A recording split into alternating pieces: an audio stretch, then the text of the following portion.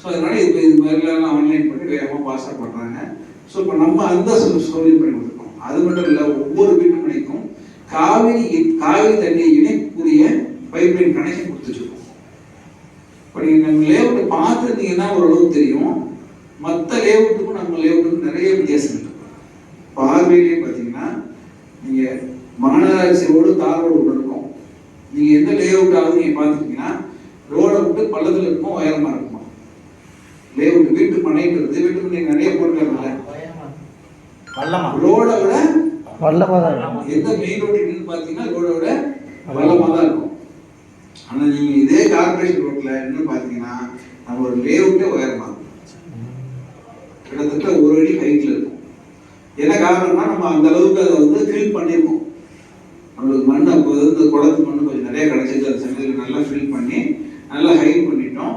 So அதனால இப்போ sir சொன்னார்ல ஓட்டோ சொல்லிட்டு நிறைய குரோத் ஆயிரம்லாம் பற்றி பேசினாரு. அது எல்லாமே பார்த்தீங்கன்னா ஒரு 3-5 வருஷத்துக்குள்ள எல்லாமே வந்துடும். அந்த குரோத் இருக்கும். அந்த குரோத்தை பொறுத்த வரைக்கும் நம்ம கஸ்டமர் முக்கியமாக பேச வேண்டியது என்னன்னா, நீங்கள் வந்து ஒரு ஃபாத்திமா நகர்லேயே ஒரு நாகம்புரத்துலேயே வந்து ஒரு இன்வெஸ்ட் பண்ணுறது தப்பு கிடையாது, நல்ல இன்வெஸ்ட்மெண்ட் தான். எப்பயுமே கஸ்டமரோட இன்வெஸ்ட்மெண்ட்டை நம்ம கிரிட்டிசைஸ் பண்ணாதீங்க, நெகட்டிவாக பேசாது. சரிங்க, நல்ல இன்வெஸ்ட்மெண்ட் தான். ஆனால் ஒரையூரில் இன்வெஸ்ட் பண்ணுறதுக்கும் திரைநகரில் இன்வெஸ்ட் பண்ணுறதுக்கும் முன்னாடி பழசில் ஒரையூரும் திரைநகர்லாம் ஒரு ஊர் தான் ஒரு காலத்தில். அது வயல்காடு. ஒரையூர் 5 ரூபா சதுரடி இருக்கும்போது திரைநகர் வந்து முதல் லேஅவுட் போடும்போது திரைநகரோட காசு எவ்வளோ தெரியுமா இருக்காது? சதுரடி 1 ரூபா. சொசைட்டியில் போடும்போது சதுரடி 1 ரூபா. 6000 ஸ்கொயர் ஃபீட் வாங்கினாங்கன்னா 6000 ரூபா. அப்போ 60 வருஷத்துக்கு முன்னாடி, 60 இயர்ஸ்க்கு முன்னாடி. அன்னைக்கு வந்து ஒரையூரோட திரைநகரோட ரேட்டு, அன்னைக்கு ஒரையூரோட ரேட்டு எவ்வளோ தெரியுங்களா? அன்னைக்கு 6 ரூபா. தில்லைநகர் 1 ரூபா விற்கும் போது ஒரையூரோட ரேட்டு 6 ரூபா, தென்னூரோட ரேட்டு 5 ரூபா, புத்தூரோட ரேட்டு 4 ரூபா. ஆனால் இன்னைக்கு பாருங்க அப்படி டோட்டலாக மாறிச்சு பாருங்க. இன்னைக்கு வந்து தில்லைநகரில் மெயின் ரோட்டில் 25,000 ரூபாய், உள்ள கிட்டத்தட்ட 18-19,000 விற்கிது. ஒரையூரில் பார்த்தீங்கன்னா மெயின்லேயே 10,000 ரூபாய்க்கு தான் போகுது. உள்ள 3 ரூபா 4 ரூபாய்க்கு இன்னைக்கே வாங்கலாம். சந்து பொதுமாக பார்த்தீங்கன்னா இல்லைங்களா? அப்போ இந்த ஓல்டு சிட்டிக்கும் ஒரு நியூவாக ஒரு டெவலப்மெண்ட் ஆகிற இடத்துக்கும் உள்ள வித்தியாசம் எவ்வளோ வித்தியாசம் இருக்குங்களா?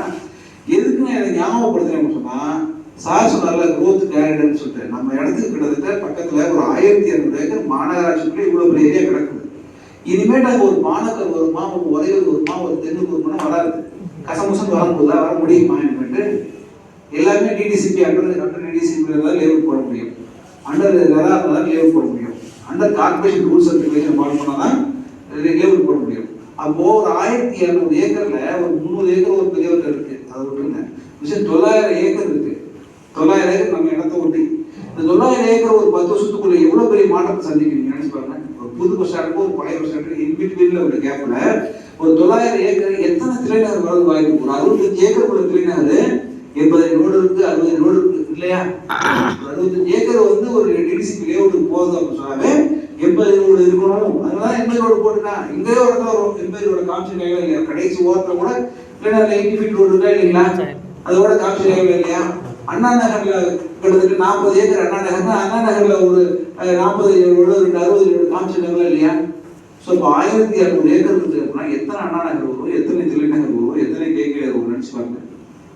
ஸோ இப்போ அன்னைக்கு வரும்பொழுது அந்த ஏரியாவோட மாற்றம் என்பது மிகப்பெரிய இருக்கும். ஸோ இந்த மாதிரி ஒரு நல்ல ஒரு ஆங்கிளாக நம்ம பேசுறதுக்கு நம்ம முதல்ல கொஞ்சம் எக்யூப் ஆயிருக்கணும். ஸோ இப்போ கஸ்டமர்கிட்ட சொல்லுவோம் இதெல்லாம் வந்து என்ன, இன்னும் 5 to 10 ஆண்டுகள் நம்ம சொல்கிறோம் சரிங்களா? இதே 5 to 10 ஆண்டுகளில் நாகமங்கலத்தில் ஏதாவது சொல்ல முடியுமா? ஃபாத்திமா நகர்ல சொல்ல முடியுமா? சொல்லுங்க. அழுந்தூர் ஏதாவது சொல்ல முடியுமா? இன்னும் 5 to 10 ஆண்டுகள்ல முடிஞ்சிருச்சு. பஸ் ஸ்டாண்டு ஒரு பேரை வச்சு ஃபுல் பண்ணிட்டாங்க. இதுமாதிரி பஸ் ஸ்டாண்டுக்கு அப்புறம் நீங்க மணிகண்டை தாண்டி கொஞ்சம் தூரம் நாகமங்கலத்தை தொட்டுட்டீங்கன்னாவே எங்களுக்கு புதுக்கோட்டை மாவட்டம் வந்துடும். சார் சொன்ன மாதிரி புதுக்கோட்டை மாவட்டத்தில் திருச்சி மாவட்டத்தில் இருக்கிற அமைச்சர் நேருவோ இல்லை வேற எந்த கவர்மெண்ட் வந்தாலும் திருச்சி மாவட்டத்துக்குரிய அமைச்சர் திருச்சி மாவட்டத்தை செய்வாரா இல்லை அதர் மாவட்டத்தை செய்வாரா?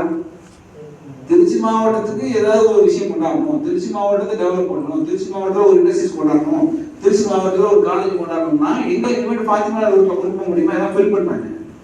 மதுரை ரோட்டில் கொண்டு போக முடியுமா? கொண்டு போக முடியாது. புதுக்கோட்டை ரோட்டில் கொண்டு போக முடியுமா? மாத்தூரில் உண்டானது வந்துட்டு புதுக்கோட்டை மாவட்டம். தஞ்சாவூர் ரோடு எடுத்துக்கிட்டிங்கன்னா துவாக்குடி தாண்டிங்கன்னா திருச்சி தஞ்சாவூர் மாவட்டம். துவாக்குடி வரைக்கும் மெரிச்சு பண்ணிட்டாங்க திருச்சியோட. சென்னை மெயின் ரோடு எடுத்துக்கிட்டிங்கன்னா இப்போ ஒரு சிறுநூரோட திருச்சி மாவட்டம் முடிஞ்சிடும்.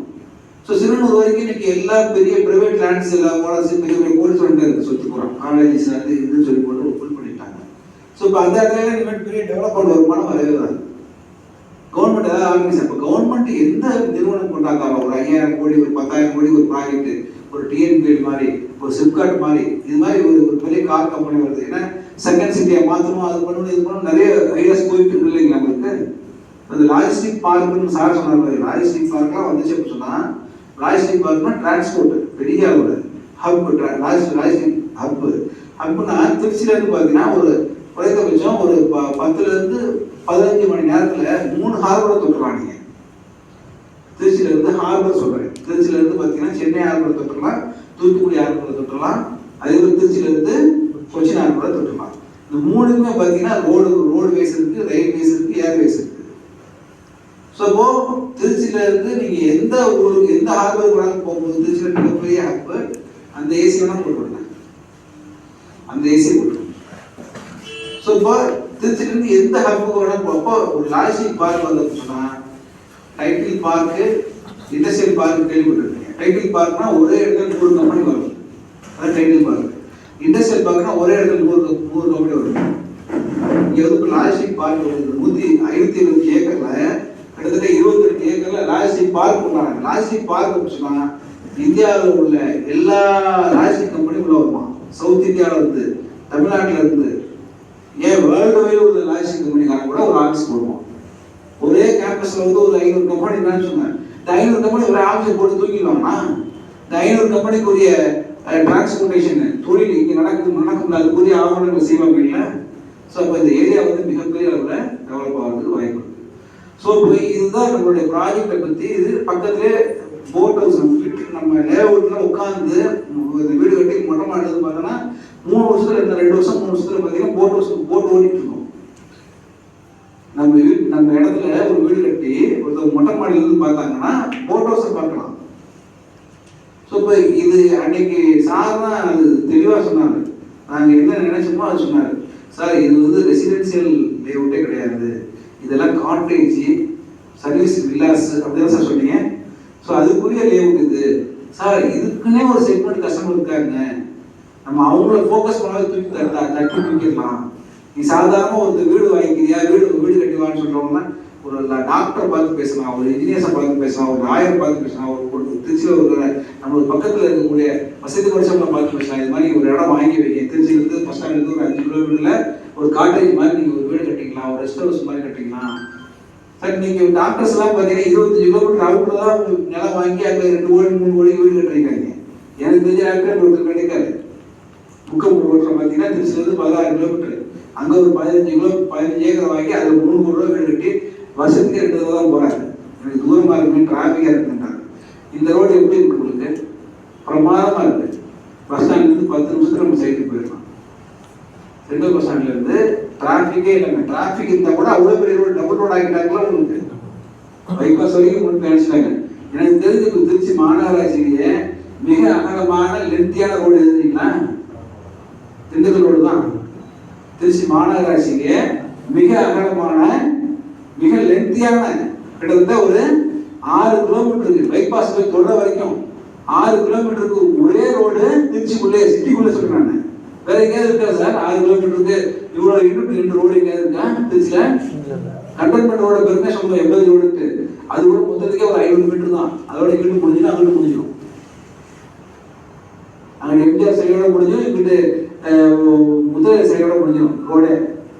ஆனால் இந்த ஒரு ரோடு மட்டும்தான் 6 கிலோமீட்டருக்கு டபுள் ட்ராக் போகிற மாதிரி. இதில் 3 வண்டி கண்டினியூ போனால், இதில் 3 வண்டி கண்டினியூ போகலாம். அவ்வளோ பெரிய ரோடு 6 வண்டி பார்ப்போம். இந்த ரோடோட மதிப்பு இன்னைக்கு தெரியாது உங்களுக்கு. என்னைக்குமே இது வந்து நம்மளுக்கு பிரச்சனையே கிடையாது. ஏன்னா பஸ் ஸ்டாண்டு போயிடுச்சு கம்ப்ளீட். இனிமேல் பஸ் ஸ்டாண்டு டிராஃபிக் இந்த ஏரியாவில் வரப்போது கிடையாது.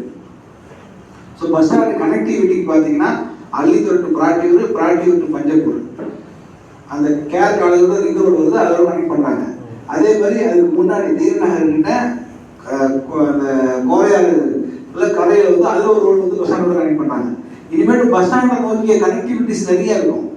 ரிங் ரோட்டில் ஒரு கனெக்டிவிட்டி இருக்குது, பிராட்டியூரில் வந்து பார்த்தீங்கன்னா அலிபுரம் பிராட்டியூர் அது ஒரு 60 கிலோமீட்டர் கனெக்டிவிட்டி இருக்குது. அதுக்கு அடுத்து பார்த்தீங்கன்னா நான் இருந்து வரேன் தீரநகரில் பார்த்தீங்கன்னா தீரநகரில் அது அந்த கரையோட ஒரு கனெக்டிவிட்டி இருக்குது. 3 ரோடு அதிலே வந்து கனெக்டாக பஸ் ஸ்டாண்ட் இருக்குது. அடுத்தது 4வது ரோடு மதுரை ரோடு, 5வது ரோடு பைபாஸ் ரோடு. திருச்சியிலேருந்து எத்தனை ரோடு போகிறதுக்குரிய வாய்ப்பு இருக்குது. இப்போ இவ்வளவும் வந்து இது பூரா ஈஸியாக கடந்து போகிற ஏரியாவில் நம்ம இருக்கோம். ஸோ இப்போ நம்மளுடைய கஸ்டமர் யாருன்றதை நீங்கள் ஃபீல் பண்ணுங்க. வேறு யாருமே இல்லை, ரொம்ப ஈஸியாக பண்ணலாம் சார். இப்போ நீங்கள் இருக்கீங்க இல்லை, நீங்கள் எந்த ஏரியாவில் இருக்கீங்க? வயலூர் சார். வயலூர். நீங்கள் வீடு எங்கே இருக்கு வயலூர்ல?